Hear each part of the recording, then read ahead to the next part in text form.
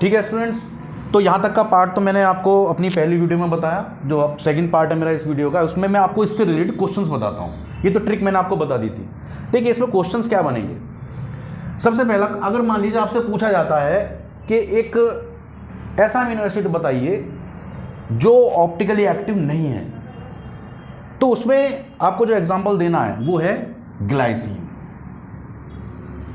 Glycine का जैसे मैंने स्ट्रक्चर यहाँ बनाया हुआ है, अगर आप उसमें देखेंगे तो यहाँ पर इस कार्बन से 2 हाइड्रोजन अटैच्ड हैं। इसका मतलब इस कार्बन में, ये जो कार्बन है ये एसिमेट्रिक कार्बन एटम नहीं है, और अगर ये एसिमेट्रिक कार्बन एटम नहीं है तो ऑप्टिकली इनएक्टिव हो जाता है। तो ऑप्टिकली इनएक्टिव मतलब एक ऐसा अमीनो एसिड जो ऑप्टिकली इनएक्टिव है, उसका आंसर ये।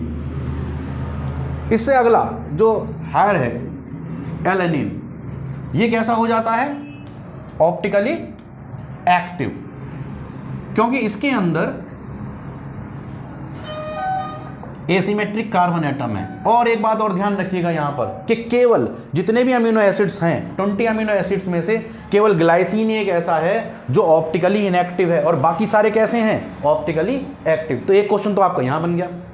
दूसरा क्वेश्चन, अगर आपसे पूछते हैं कि बेसिक अमीनो एसिड का एक एग्जाम्पल बता दीजिए, तो आप सोचेंगे? तो सोचना नहीं है, ये सब आंसर आपके सामने है। देखिए कैसे, ग्लूटामिन और एस्पाराजीन, ये जो हमने लिखे हैं सेकंड नंबर पर, ये वाला एक पेयर बन गया। अब ये आ गया अलग, ग्लूटामिन और एस्पाराजीन। ये दोनों अमीनो एसिड्स जो हैं ये हैं बेसिक अमीनो एसिड्स।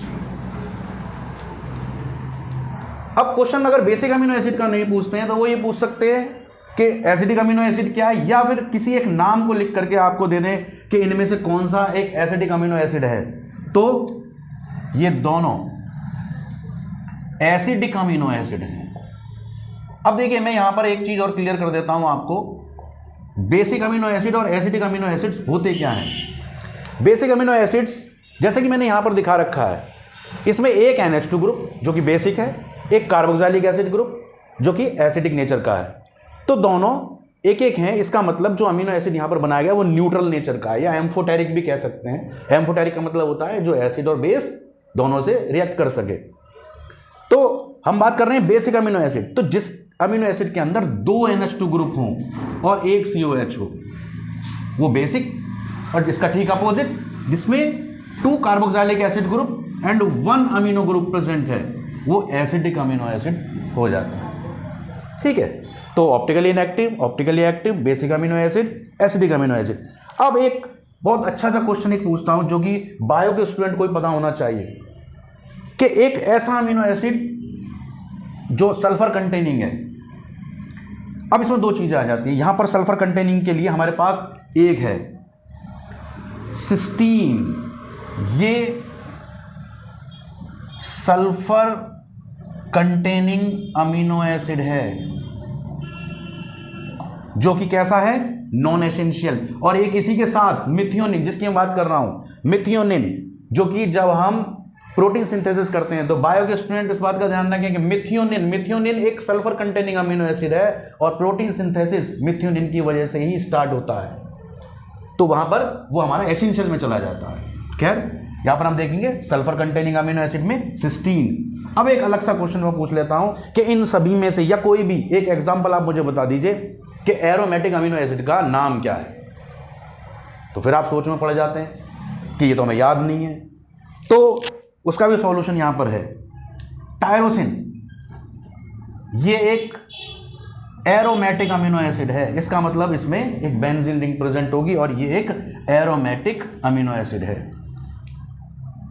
तो आप यहां देख सकते हैं कि जो हमने एक तो कोड बताया कि नॉन एसेंशियल आपके सामने है 10। अगर इनमें से कोई भी आता है एसेंशियल नॉन एसेंशियल में से, यहां से आप बता सकते हैं। अगर आपसे पूछा जाता है बेसिक अमीनो एसिड, वो यहां से बता दीजिए।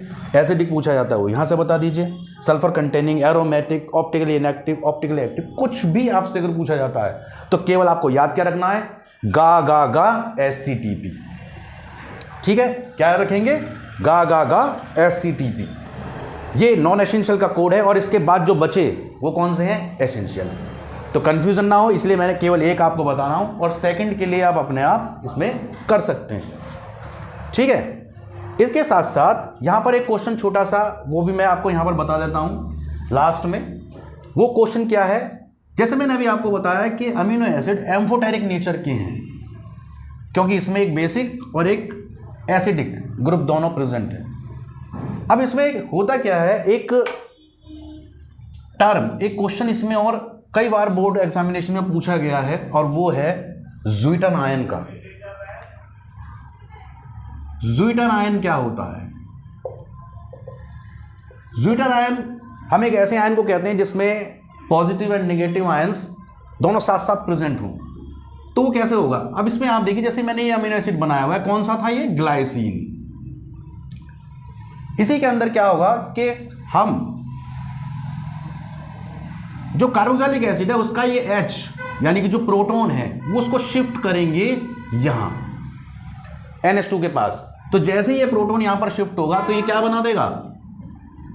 NH3 positive, single bond CH2 COO negative. अब इसको आप देखेंगे तो इसमें एक पॉजिटिव पोल और एक कैसा है? Negative pole. तो ये एक बाइपोलर आयन बन गया, जिसे हम क्या कहते हैं? ज़्वीटर आयन। तो ये यहां पर बनता है ज़्वीटर आयन, और ये एक बाइपोलर आयन भी है, इसे हम क्या कह देते हैं? Bipolar ion.